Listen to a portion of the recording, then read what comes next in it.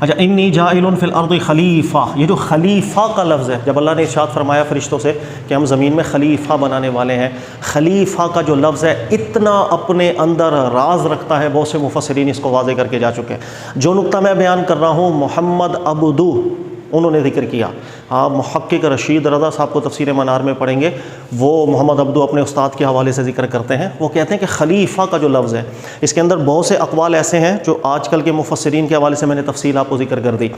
لیکن وہ ایک الگ نقطہ بیان کرتے ہیں کہ خلیفہ کا کوئی بھی معنی لو، عربی کے اندر اس میں خلف والا معنی ضرور پایا جاتا ہے، ایک کے بعد دوسرا آنے والا معنی، یعنی میں کسی کا خلیفہ ہوں، وہ پہلے ہے میں اس کے بعد ہوں۔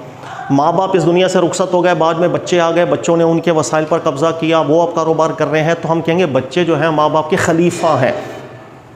تو خلیفہ کا جو لفظ ہے اپنے اندر خلف والا معنی ضرور رکھتا ہے، اور یاد رکھ لیجیے گا کہ عربی اللہ تعالیٰ نے بھی قرآن پاک کے اندر بہت سی آیات میں اس کو واضح کیا ہے۔ مثال کے طور پر میں 2-3 آیات آپ کے سامنے ذکر کرتا ہوں، جیسے سورہ اعراف کے اندر آیت نمبر 69 کو آپ پڑھیں، دیکھیں اللہ نے فرمایا وَاذْكُرُوا، اور یاد کرو تم، اذ جعلکم خلفاء، جب اللہ تعالیٰ نے تمہیں خلیفہ بنا دیا تھا، من بعد قوم نوح، حضرت نوح علیہ السلام کی قوم کے بعد، تو وہی خلف والا معنی خلیفہ کے اندر ضرور ہے۔ اس وقت زمین میں تمہیں اللہ رب العزت نے بسایا تھا، تم رہ رہے تھے، تم ان کے وسائل پر قابض تھے، حضرت نوح علیہ السلام کی قوم پہلے گزر چکی تھی، تو خلیفہ میں خلف والا معنی ضرور ہوتا ہے۔ دوسری آیت دیکھیے گا سورہ اعراف آیت نمبر 74، اللہ فرماتے ہیں وَاذْكُرُوا، اور یاد کرو تم، اذ جعلکم، جب اللہ تعالیٰ نے تمہیں خلیفہ بنا دیا تھا، من بعد عاد، قوم عاد کے بعد، یہاں پر بھی اللہ نے ذکر کیا قوم عاد گزر چکی، اس کے بعد اللہ تعالیٰ نے تمہیں زمین پر جب وسائل دیے اور تم لوگ براجمان ہوئے اور اللہ رب العزت کے اذن سے اس زمین میں جب تصرف کر رہے تھے، تو خلیفہ کا لفظ اپنے اندر خلف والا معنی ضرور لے کر آتا ہے کہ اس سے پہلے کسی قوم کا ذکر ہو، جب وہ قوم گزر چکی ہو اس کے بعد میں آنے والا خلیفہ ہوتا ہے۔ اسی طرح تیسرا سورہ یونس کی آیت دیکھیے گا، سورہ یونس آیت نمبر 14، اللہ فرماتے ہیں ثم جعلناکم خلائف فی الارض من بعدہم، پھر اللہ تعالیٰ نے تمہیں زمین میں خلیفہ بنا دیا تھا ان کے بعد،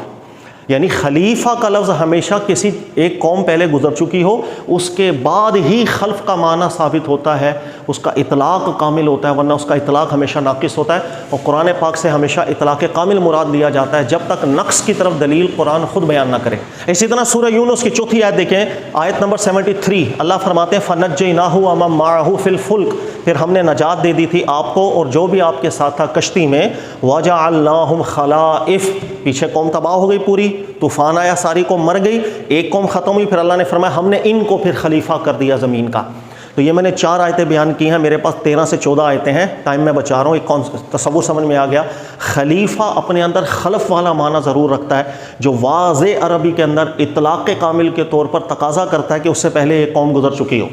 جب اللہ تعالیٰ نے فرشتوں سے فرمایا تھا انی جاعل فی الارض خلیفہ، ہم زمین میں خلیفہ بنانے والے ہیں، اس کے اندر بھی خلف والا معنی ضرور ہونا چاہیے، ورنہ عربی کا اطلاق کامل صادق نہیں آتا۔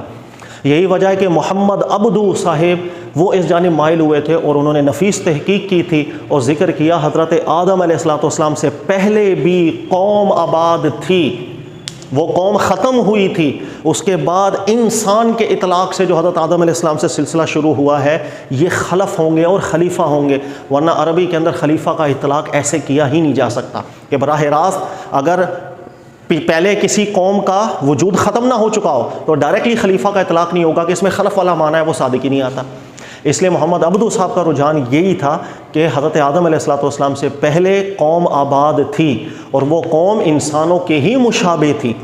اس کا کیا اشارہ ہے وہ قوم انسانوں کے مشابہ تھی؟ اس کا اشارہ بھی قرآن کی اسی آیت سے پتہ چلتا ہے جب اللہ نے فرمایا انی جاعل فی الارض خلیفہ، ہم زمین میں خلیفہ بنانے والے ہیں، یعنی ایک قوم پہلے ختم ہو چکی،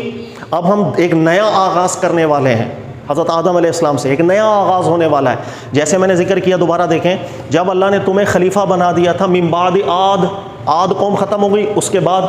ایک نیا آغاز، یہاں بھی اللہ نے ذکر کیا کہ ہم زمین میں ایک نیا آغاز کرنے والے ہیں خلیفہ کا، تو فوراً فرشتوں نے آگے سے جواب دیا، عرض کی تھی اللہ کی بارگاہ میں اتجعل فیہا من یفسد فیہا ویسفک الدماء، تو زمین کے اندر اگر پچھلی ہی قوم سے ایک نیا ایک خلف شروع ہونے لگا ہے تو پھر زمین کے اندر خون ریزی ہوگی، زمین میں فساد ہوگا۔ اب یہاں قابل غور بات ہے ویسفک الدماء، خون بہے گا، خون بہے گا، یہ لفظ فرشتوں نے کیسے کہے تھے؟ اگر آدم علیہ السلام سے پہلے جو مخلوق تھی ان میں بھی اگر خون نہ ہو جس طرح انسانوں کے اندر ہوتا ہے، تو یہ فرشتوں کا یہ جو جواب ہے یا عرضی اللہ کی بارگاہ میں واضح اشارتاً بالنص یہ بات سمجھا رہی ہے کہ حضرت آدم علیہ السلام سے پہلے بھی ایسی قوم تھی جس کے آدم علیہ السلام خلف ہوئے تھے، ایک نیا آغاز تھا یہاں سے انسانیت کے حوالے سے۔ اس قوم کے اندر بھی خون ہی دوڑتا تھا جیسے ہمارے اندر خون ہوتا ہے، زمین کے اندر فساد اور خون ریزی کا مادہ بھی ان کے اندر تھا۔ جب وہ قوم ختم ہوئی تھی پھر یہاں سے آدم علیہ السلام سے آغاز ہوا تھا انسانیت کا، اور جتنے بھی قرآن پاک کی اب آیات ہیں وہ بمانہ اسی خلف کے ہے کہ اس سے پہلے قوم ختم ہو چکی، اس کے بعد آدم علیہ السلام۔ پھر جیسے جیسے قومیں ختم ہوتی چلی گئیں اللہ نے پھر یہی ذکر کیا، ایک قوم ختم ہو گئی بعد والے خلائف ہوئے، پھر قوم عاد ختم ہو گئی پھر بعد والے خلیفہ ہوئے، پھر حضرت نوح علیہ السلام کی قوم ختم ہو گئی بعد والے خلائف ہوئے۔ ہر جگہ اللہ رب العزت ایک ہی اطلاق بار بار کری جا رہے ہیں۔ یہ استدلال محمد عبدو صاحب کا ہے، مجھے ایک ذاتی حیثیت میں نہایت نفیس لگتا ہے۔ خلیفہ کا کوئی بھی معنی کر دیا جائے گا لیکن اس میں خلف والا معنی ضرور ہوتا ہے، اور یہی خلف والا معنی دلالت کرتا ہے کہ حضرت آدم علیہ السلام سے پہلے قوم خاتمہ کی طرف گئی تھی اور وہ انسانوں سے مشابہ ہی قوم تھی۔ ممکن ہے ذی عقل بھی قوم ہو، وہ اللہ بہتر جانے، لیکن مشابہ با انسان ایک قوم تھی جس کا خلف انسان ہوا تھا۔ پھر آدم علیہ السلام سے ایک انسانیت کا اس انداز کے اندر جس کے خلیفہ اب ہم ہیں اس کا آغاز ہوتا ہے۔ لہذا یہ تحقیق نفیس ہے، یہ پوائنٹ میں نے ضمناً آپ کو ذکر کر دی، اس لیے کہ ہمارے یہاں تو عموماً خلیفہ کے اس جہت کے اندر بحث کسی نے بھی نہیں کی ہے، بلکہ یہی بحث ہے کہ خلیفہ کا کیا معنی ہے، کہ وہ خلف کا معنی دے گا، یعنی آگے کے لیے بات کرتے ہیں کہ اپنے بعد کسی کو خلیفہ کرے گا یا نہیں کرے گا، یا خلیفہ بمعنی نائب کے لیں، عموماً یہ بحث ہے۔ لیکن جس وقت آدم علیہ السلام کو خلیفہ، اس وقت وہ کس قوم کے لیے خلف تھے